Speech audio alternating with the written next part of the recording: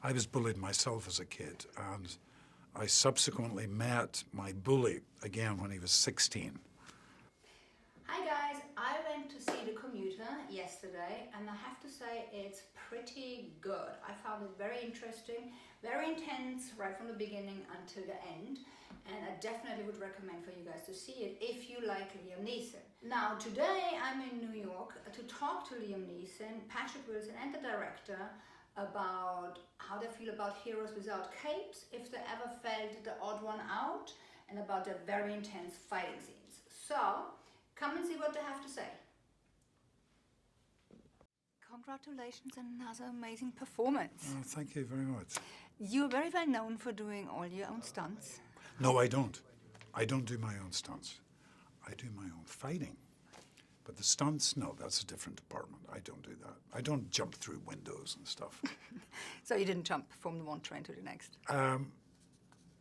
No. Okay. I have to think about that one, yeah. So let's talk about the fighting scenes, because it was all in a very small, confined place. How hard was that? How challenging was that? It was quite challenging. We had a wonderful rehearsal space for Mark Vanslow, our stunt coordinator. This is our 19th film we've done together. And we had 4 or 5 great British stunt guys. So they devised the fight in very confined space that was all marked out as regards the dimensions of the train. And lots of mattresses and all that stuff, so we could mess around and see what worked and what didn't work, and what was real and what wasn't real, you know? I mean, it's all planned out, of course, but did anything happen, like by mistake? You like really slipped and hit each other, or nothing happened? No. I have to say, in all honesty, no. But we're very, very careful when we choreograph the fight. We rehearse it, then we rehearse it, then we rehearse it. Then we rehearse it. And then when we shoot it, we try and make it seem as if it's the first time you're ever doing it. That's the key, you know. Wow. But as I say, we had great stunt guys. It just make my life easier, you know. So when you come home from a set like that, how do you nurture your own muscles, your own body? Like, what do you do to nurse yourself? Well, I keep very fit in life. You have to doing these sorts of films, you know. I don't get obsessed about it, but I keep fit. And certainly for the Commuter now, I was setting the alarm clock for 5:15 every morning, go to the gym for 45 minutes, and get picked up, go to the studio, shoot, and then when we wrapped, I would take like a 20-minute doze, little sleep, and then go and join the stunt guys to rehearse some more for the fights, you know. So they were long days. They were long days, but beautiful. They were great days.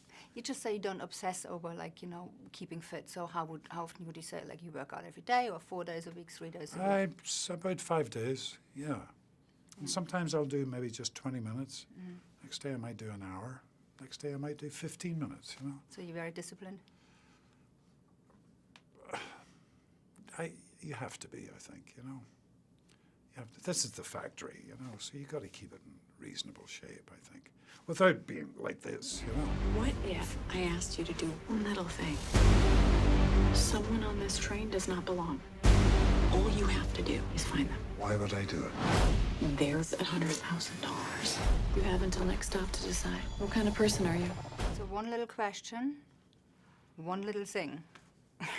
At what point would you say no? Well, I think look, as an actor, it's always good to take a risk, generally, especially when you're younger, I think, you know. You've nothing to lose, you know. Nowadays, I'm 65, I kind of would weigh up a few more things, you know. But I think at the end of the day, it's still good to take a risk. In The Commuter, you play a hero, and once again, we see that real heroes don't really have to wear capes.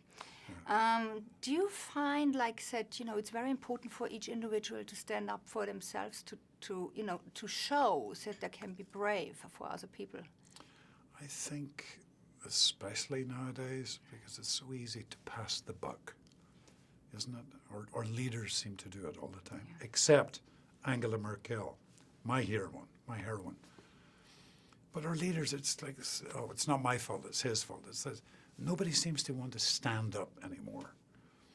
And I think it's important, especially if we get a chance to do it in films, you know, that you have to stand for something. You have to stand for your family. You have to stand if you see a grievance that's going to hurt people or a community. It's important, you know, that we have a voice and we make it heard. Talking of heroes, I just read, Sid, you stood up or spoke to Liam, the 13-year-old boy who was bullied. Bullying is a very big thing. I'm a mom of a 15-year-old son myself. So what would your advice be for parents and also the message for bullies in this world? You know, there's lots of schools who they take it as an insult if you say there's bullying happening in this school. They all take it as an insult. Bullying happens. Boys, girls, all schools, it happens, especially on the social network now, you know. You just have to quiz your children and get to the truth. If you see something happening to their character that's out of character, find out if it is bullying, go to the source. I would go to the parents of the kid that might be bullying, and who knows what sort of life he or she is having. I was bullied myself as a kid, and I subsequently met my bully again when he was 16. And we became pals. But I found out what his life was like when he was bullying me, and it was a horror. He himself has been abused and battered by his mother and his father.